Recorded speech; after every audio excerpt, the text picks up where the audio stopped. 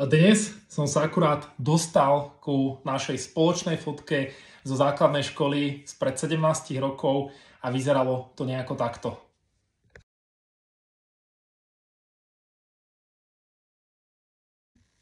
A vieš čo? Vôbec nie je podstatné, ako to vyzeralo. Pointa tohto videa je úplne niekde inde. Každý z nás sme na základke mali nejaký svoj vysnívaný život, ktorý sme si predstavovali. Avšak, ako si tak všímame, tak dosť veľa vecí sa v živote mení. Preto jedna zásadná otázka na teba je tá, že vyzerá tvoj život aktuálne tak, ako si to plánovala na tej základnej škole?